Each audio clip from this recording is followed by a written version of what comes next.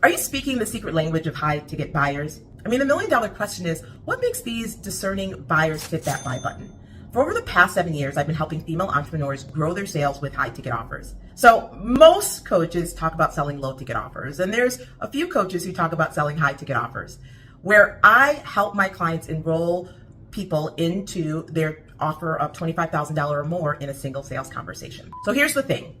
Your offer is not catered to high ticket buyers. That might be an ouch, that might be an amen, that might be both. What I'm saying is you are not selling what they want to buy. I remember about 2 years ago, I created a new offer, and it was a big offer for me because historically I've been selling 90-day coaching programs, 6-month coaching programs, and year-long coaching programs. And I decided to sell a 1-hour coaching program, just like 1 hour. You want a sales strategy? We can meet for an hour and let's get it going. And I came up with this offer because I'd helped a client. We had a single sales conversation, one coaching session, and from the strategy we laid out, she generated $22,000 worth of sales working 6 hours that month. And so I said, why don't I just make it a single session? Now, this felt like a huge offer for me because I priced it at $1,000. And in my mind, it just felt like a really big offer. Mind you, at the time, I had 90-day programs that were $12,000 offers, $15,000 offers, $25,000, $30,000 offers. But this offer just felt really, really big.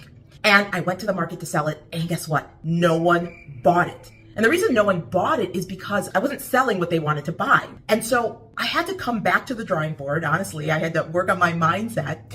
And I then repositioned the offer, and I catered to high ticket buyers, and I made $8,000. Yeah, 8 hours of coaching. Wow. It was the same offer, but I positioned it. I sold what high ticket buyers want to buy. I just want to share with you what I did. Listen. So hear me on this. So imagine you're a business coach and you help clients enroll high ticket clients in a single sales conversation. And many of your prospective clients and customers, they have already invested in working in a brand, right? They were sold that branding was it and that people buy the brand. And so they've invested $5,000, $10,000, $15,000, maybe even $20,000 in working with a creative director to get their brand colors, to create a branded website, maybe to get branded photos, hired a copywriter to write the copy on their webpage. And they thought this is it, with an up-leveled brand, that this is going to attract high-level clients and close them. But what they discovered is it didn't solve that problem. It may have attracted high-level clients, but it didn't help them solve their sales problems. And so you, as a business coach, can position your offer against an investment they've already made and show how your offer will actually help them change how they think about sales, change how they think about their value, change how they speak to their prospects on a sales call, and how they can close sales quicker, faster, easier because they have sales skills. And you're showing them that the offer that they made in their brand, while it was a smart offer, it made sense where they were, it didn't solve this key component because it wasn't designed to. It wasn't designed to give them sales skills. It was designed to give them a brand.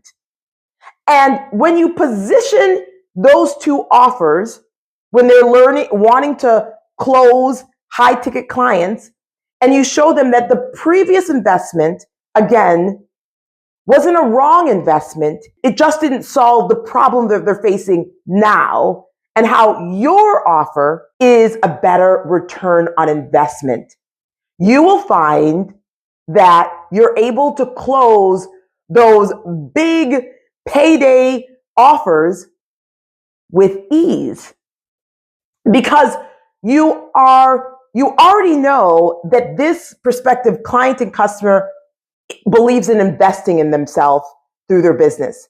They already have a history of investing in things that are going to help them grow their impact, grow their audience, grow their influence, and grow their income. But there's this one aspect that they're missing that your offer can solve. And it's really important that you don't dismiss, discredit, downplay the investment that they made, but you're showing that your offer is at the next stage of the journey.